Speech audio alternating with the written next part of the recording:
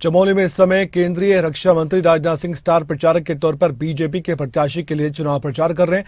क्या कह रहे हैं आपको सुनवाते हैं। कोई आसान खेल नहीं है। यह काम छोटे मन के लोग नहीं कर सकते, यह काम बड़े मन के ही लोग कर सकते हैं।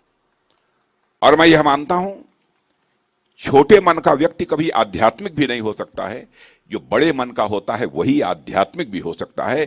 इसीलिए मैं समझता हूं कि इस आध्यात्मिक धरती से बड़ी संख्या में लोग सेना में भर्ती होते हैं। सेना के प्रति हमारे प्रधानमंत्री के मन में कितना बड़ा सम्मान है, यह उत्तराखंड के लोगों को कम से कम बतलाने की कोई आवश्यकता नहीं है। हिंदुस्तान का हर सैनिक, हिंदुस्तान का हर नागरिक सच्चाई को जानता है। मैं लंबे समय से राजनीति में हूं। मैं जब उत्तर प्रदेश का मुख्यमंत्री था, उसी समय इस उत्तर प्रदेश का विभाजन हुआ और उत्तर प्रदेश अलग राज्य बना और उत्तराखंड अलग राज्य बना था। पहले से परिचित। उस समय भी बराबर यह मांग होती थी पूर्व सैनिकों के द्वारा कि 1 रैंक 1 पेंशन लागू की जानी चाहिए। 2013 में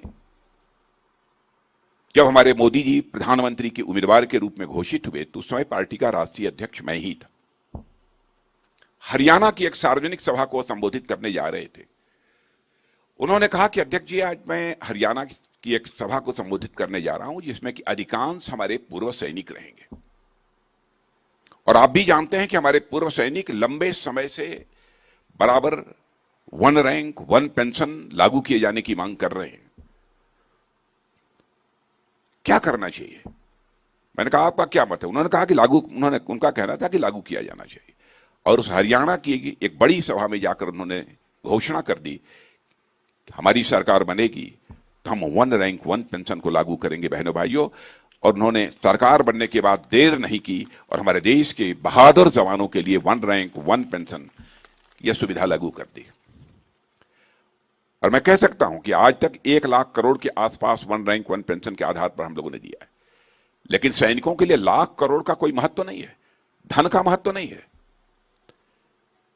जिंदगी से बड़ी अनमोल चीज मैं समझता हूं कि मानव जीवन में और कुछ नहीं हो सकता। धन दौलत का कोई महत्व नहीं है।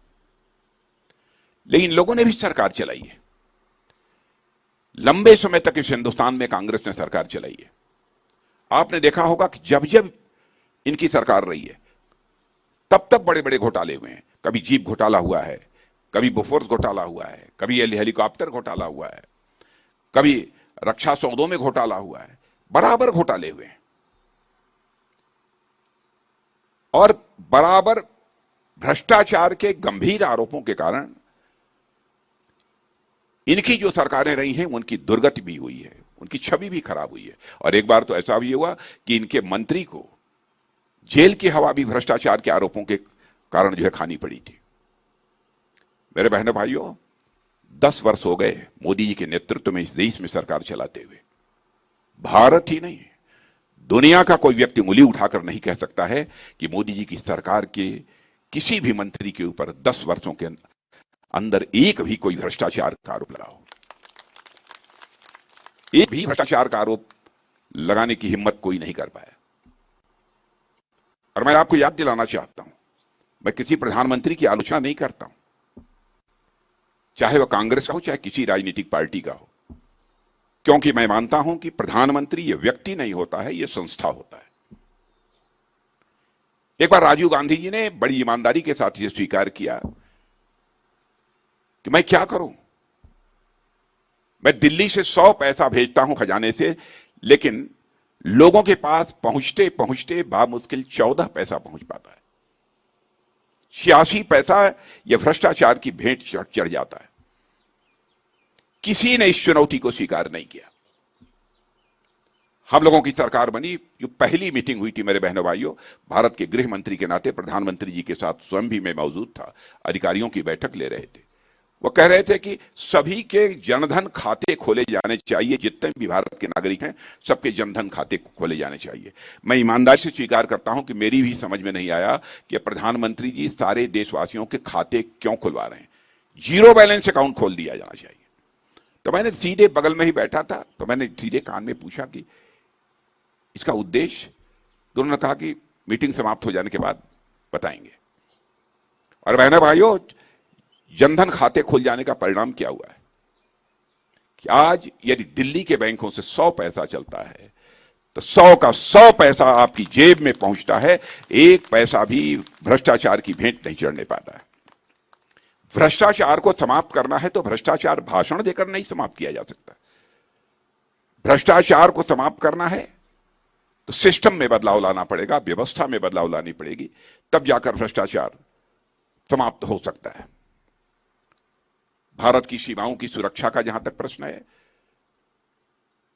मैं यकीन दिलाना चाहता हूं उत्तराखंड वासियों को ही नहीं, समस्त देशवासियों को, कि बहनों भाइयों, भारत अब कमजोर भारत नहीं रहा है।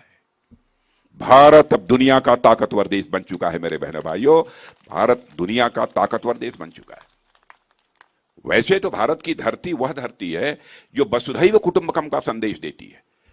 भारत की सीमा में ही नहीं, विश्व की धरा पर रहने वाले लोगों को अपने परिवार का सदस्य यदि कोई देश मानता है तो हमारा और आपका देश केवल यह भारत मानता है।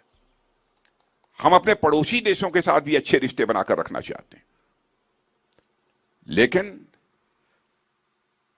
यदि हमारे साथ किसी ने नापाकरी हरकत करने की कोशिश की, स्वाभाविक रूप से वह जवाब देना यह हमारा धर्म है और इस धर्म का हम निर्वाह करेंगे।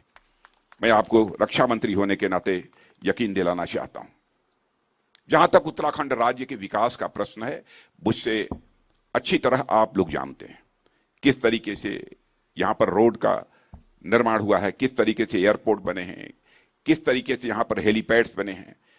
यह सारी चीजें आपकी जानकारी में हैं। मुझे जानकारी है इस उत्तराखंड के बारे में कि 2019 तक, और विशेष रूप से गढ़वाल के बारे में, 100 में ऐसे बामुश्किल 9-10 परिवार हुआ करते थे जिनके घरों में नल के माध्यम से शायद जल पहुंच जाता था। लेकिन आज जो मुझे जानकारी है, मैं विश्वास के साथ कह सकता हूं, कम से कम 100 में 90 लोगों के घरों में नल के माध्यम से जल पहुंच रहा है उत्तराखंड में।